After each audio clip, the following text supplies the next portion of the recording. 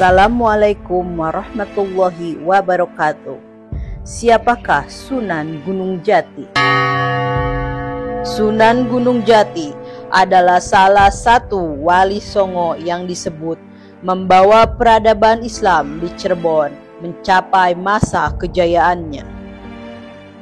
Hal ini dikarenakan beliau selain menjadi seorang ulama, Kanjeng Sunan Gunung Jati juga merupakan Sultan Cirebon yang bertahta di tahun 1479 sampai 1568 Masehi. Kota Cirebon yang sebelumnya dipimpin oleh Mbah Kusangkan yang lebih dikenal dengan Pangeran Cakrabuana pada tahun 1447 sampai 1479 Masehi. Pada masa kepemimpinan Sunan Gunung Jati, tak hanya Islam, namun dalam bidang politik, keagamaan, dan perdagangan di Cirebon juga maju sangat pesat. Sunan Gunung Jati memiliki nama asli yaitu Syarif Hidayatullah yang lahir pada tahun 1448. Ayahnya adalah Syarif Abdullah bin Nur Alam bin Jamaluddin Akbar yang sangat dikenal sebagai Syekh Maulana Akbar bagi kaum sufi di tanah air. Silsilah ayahnya sampai kepada Rasulullah SAW melalui cucu Rasulullah yaitu Imam Husain. Sedangkan ibu dari Kanjeng Sunan Gunung Jati adalah Nyai Rara Santang, yaitu putri dari seorang raja dari kerajaan Pajajaran yang berada di tanah Pasundan bernama Sri Baduga Maharaja Prabu Siliwangi dengan Nyai Subang Larang.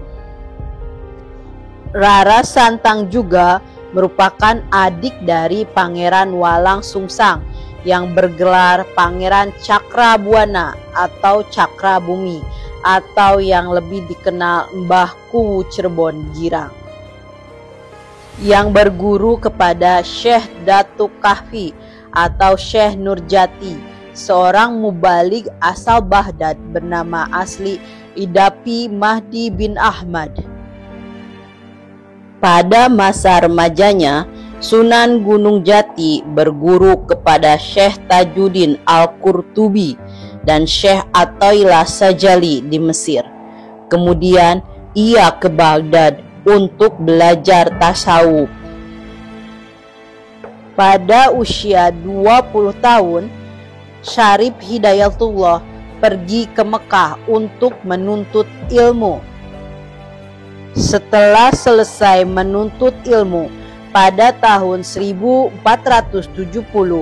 dia berangkat ke tanah Jawa Dwipa, Indonesia untuk mengamalkan ilmunya. Di tanah Jawa Dwipa, Syarif Hidayatullah muda bersama ibunya disambut gembira oleh Pangeran Cakrabuana. Syarif Hidayatullah dan Rara Santang datang di negeri Caruban Larang, Jawa Barat pada tahun 1475 Masehi. Rara Santang meminta agar diizinkan tinggal di Pasumbangan Gunung Jati, dan di sana mereka membangun pesantren untuk meneruskan penyebaran agama Islam. Dari Syekh Datuk Latif, santri Syekh Datuk Kahfi, Syekh Nurjati, guru dari Pangeran Cakrabuana. Oleh karena itu, Syarif Hidayatullah dipanggil Sunan Gunung Jati. Lalu Syarif Hidayatullah dinikahkan dengan putri dari Pangeran Cakrabuana, yaitu Nyi Pakungwati. Selanjutnya, pada tahun 1479, karena usianya sudah lanjut, Pangeran Cakrabuana menyerahkan kekuasaan negeri Caruban kepada Syekh Syarif Hidayatullah dengan gelar Susuhunan, artinya orang yang dijunjung tinggi. Sunan Gunung Jati diketahui memiliki beberapa istri, yaitu Nyimas Babadan, yaitu putri Ki Gede Babadan, Nyimas Pakungwati, yaitu putri Pangeran Cakrabuana, Nyimas Kawunganten, yaitu putri Sang Surosowan, dan Ong Tien, yaitu putri Cina yang berganti nama menjadi Rara Sumanding.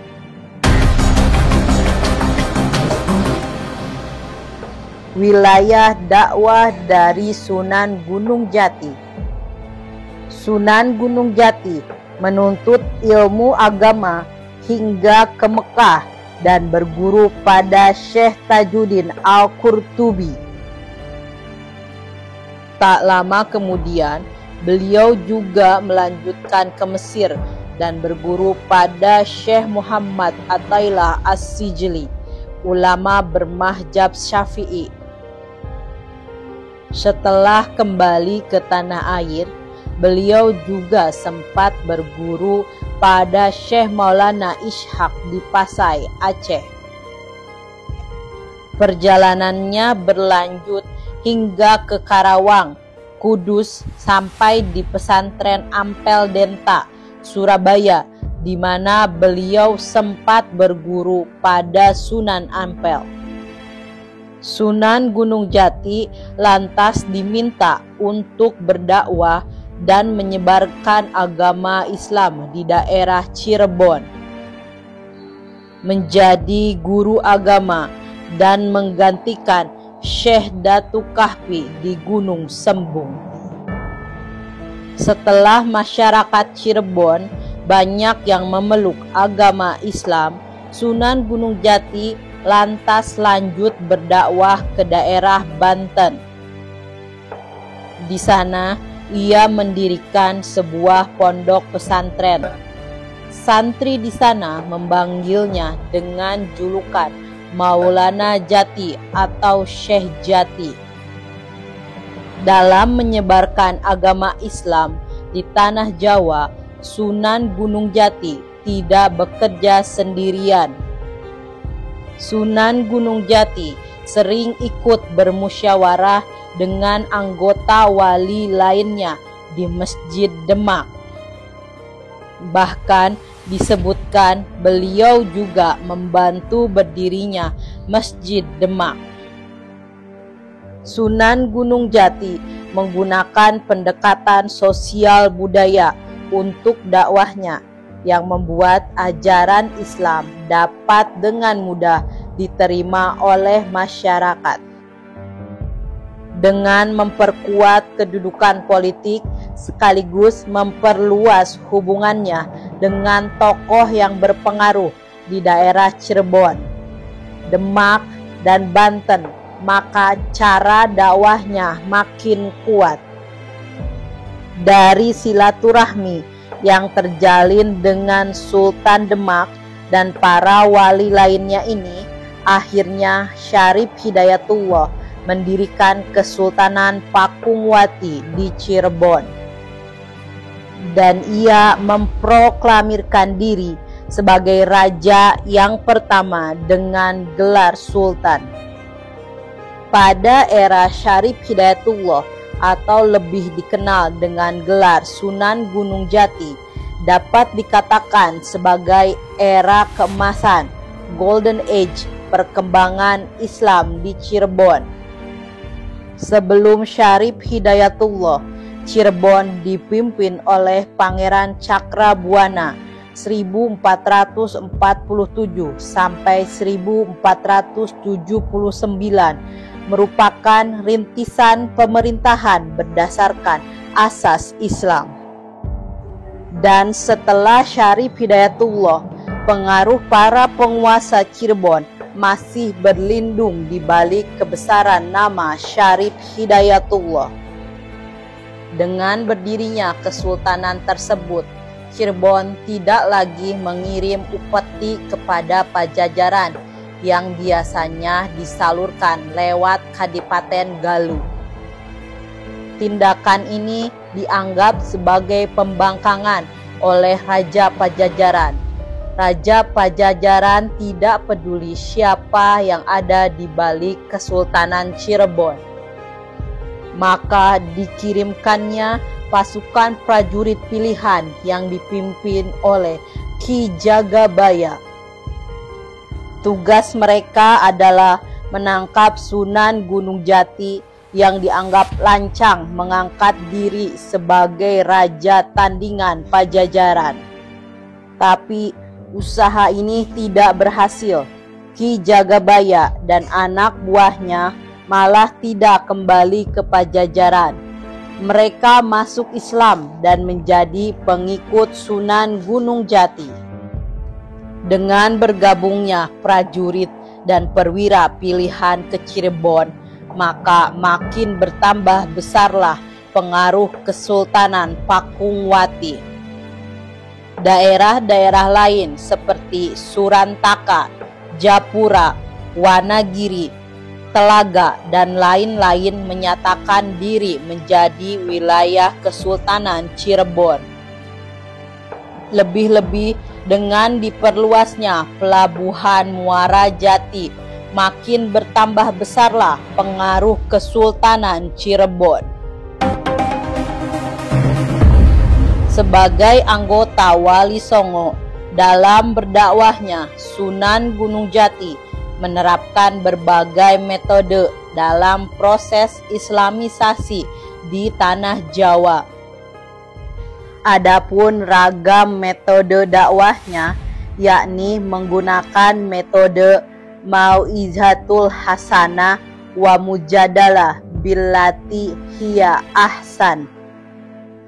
Metode dakwah yang mengutamakan bertukar pendapat yang rasional, ilmiah, juga berdasarkan dalil, dan pastinya bersifat objektif. Selain itu, metode Al-Hikmah sebagai sistem dan cara berdakwah para wali yang merupakan jalan kebijaksanaan yang diselenggarakan secara populer, atraktif, dan sensasional. Cara ini mereka pergunakan dalam menghadapi masyarakat awam. Dengan tata cara yang amat bijaksana, masyarakat awam itu mereka hadapi secara massal. Kadang-kadang terlihat sensasional, bahkan ganjil dan unik, sehingga menarik perhatian umum. Selanjutnya yakni metode Tadaruj atau Tarbiyatul Ummah, dipergunakan sebagai proses klasifikasi yang disesuaikan dengan tahap pendidikan dari umat, agar ajaran Islam dengan mudah dimengerti oleh umat dan akhirnya dijalankan oleh masyarakat secara merata. Metode ini diperhatikan setiap jenjang, tingkat, bakat, materi, dan kurikulumnya. Tradisi ini masih tetap dipraktekkan di lingkungan pesantren. Sunan Gunung Jati di lingkungan masyarakatnya, selain sebagai pendakwah, juga berperan sebagai politikus, pemimpin, dan juga berperan sebagai budayawan. Pada usia 89 tahun, Sunan Gunung Jati mundur dari jabatannya untuk hanya menekuni dakwah. Kekuasaan itu diserahkannya kepada Pangeran Pasarean. Pada tahun 1568 Masehi, Sunan Gunung Jati wafat dalam usia 120 tahun di Cirebon, dulu Carbon. Ia dimakamkan di daerah Gunung Sembung, Gunung Jati, sekitar 15 km sebelum kota Cirebon dari arah barat.